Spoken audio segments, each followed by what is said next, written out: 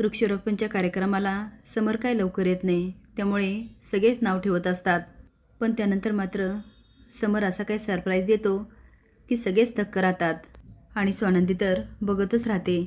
नमस्कार मित्रांनो, ह्या मालिकेच्या आजच्या भागामध्ये नक्की काय घडलं चला तर बघूया. तर घडतं असं, आदिरा येते आणि मंदाकिनीची अट पूर्ण करते.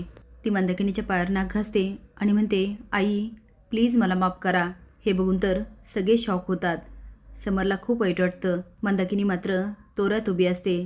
आता स्वानंदीला काय राहत नाही आणि ती म्हणते, आई हे पडतंय का तुला? अगं अशी माफी मागण्याइतकं आदिराने काही केलेलं नाही आहे. मंदाकिनी म्हणते, तिला तिची चुकीची जाणीव झाली आणि तिने माफी मागितली. खरं तर आता तूही माझी माफी मागायला हवी, कारण आमचं घर फुटलं ते तुझ्यामुळे.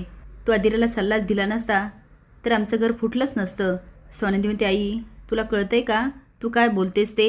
ती म्हणते, हो मला व्यवस्थित कळतंय मी काय करते काय बोलते. पण स्वानंदी बहुतेक तुला कळत नाही आहे तू काय करतेस.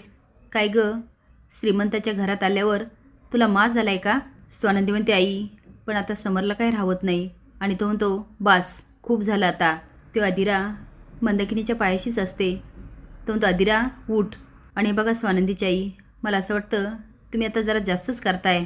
मंदाकिनी नाटक करत म्हणते, जावयपू तुमचा काहीतरी गैरसमज झाला. अहो खरं तर माझी हे करायची अजिबात इच्छा नाही आहे, पण काय करणार, ही आदिरा आमच्या घरात आली आणि आमच्या घरातलं सुखच नाहीसं झालं. अहो मी हिला खूप समजावण्याचा प्रयत्न केला, ॲडजस्ट करून घ्यायचाही प्रयत्न केला, पण आता तर काय हिचं नवीनच.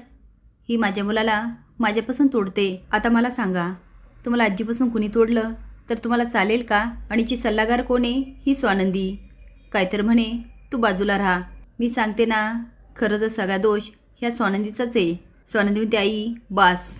हे सगळं बोलून स्वतःच्या चुकीवर पांघरून नको घालूस. अगं आदिरा लहान आहे, तू समजून घ्यायला नको होतं का? अगं तुला कळायला हवं होतं, ज्या घरात ती वाढली मोठी झाली त्या घरात आणि आपल्या घरात खूप मोठा बदल आहे. आणि आता तू इथं राहिल्यामुळे तो अनुभवलाच असेल. इथे ज्या सुखसुविधा आहे ते आपल्या घरी नाही आहे. तरी पण आदिराचं काहीच म्हणणं नाही.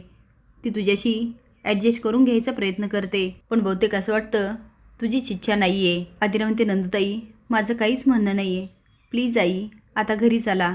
तुमची अट होती ना, मी तुमच्या पायावर नाक घासावं आणि माफी मागावी, मी मागितली. पायावर नाक पण घासलं. आता प्लीज घरी चला. आता मंदाकिनी आडेवेडे घ्यायला लागते, पण समोर म्हणतो, रूममधून यांची बॅग घेऊन या. आता मात्र मंदाकिनीच्या चेहऱ्यावरचे रंगच उडतात. त्यासोबत मलिका, अर्पिता सगळ्यांचे डाव फेल होतात. पण मंदाकिनी मात्र मलिकाचा सहारा घ्यायला लागते.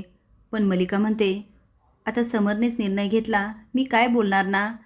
आमची ते समोरपुढे कुणी काहीच बोलत नाही. आता एक प्रकारे मंदाकिनीची मस्त हकालपट्टी होते. आता आश्रमातून स्वानंदीला फोन येतो आणि ते म्हणतात, स्वानंदी आपल्या इथे वृक्षारोपणचा कार्यक्रम आहे आणि आमची अशी इच्छा आहे की वृक्षारोपण तू आणि समर राजवाड्यांनी करावं. स्वानंदीला खूप आनंद होतो. स्वानंदी म्हणते, हो हो का नाही, मी बोलते राजवाड्यांशी. स्वानंदी म्हणते, राजवाडे ऐका ना, आश्रमात वृक्षारोपण आहे आणि त्यांची इच्छा आहे हा कार्यक्रम आपल्या दोघांच्या हस्ते व्हावा. समोरून तो वा वा वा, वृक्षारोपण व्हायलाच पाहिजे, मी तयार आहे. कधी कार्यक्रम? आता स्वानंदी सांगते आणि आश्रमात कळवते. राजवाडे येणार आहेत. त्या कार्यक्रमासाठी स्वानंदी मस्त नऊवारी नेसते, तेवढी सुंदर दिसत असते. सगळेच बघत राहतात.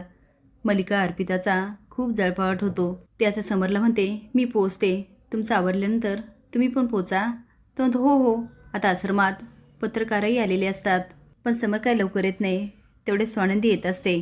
पत्रकार विचारतो, कार्यक्रम कधी सुरू होणार आहे? दुसरी म्हणते, आम्ही किती वेळ वाट बघायची? दुसरा पत्रकार म्हणतो, तुम्हाला हे वृक्षारोपण करायचंच नाही आहे, यांना फक्त दिखावा करायचा आहे, यांचा आश्रम बंद पाडला पाहिजे. आता ते नारे द्यायला लागतात, बंद करा बंद करा, आश्रम बंद करा. आता स्वानंदी काही बोलणार तेवढ्यात गाडी येऊन थांबते.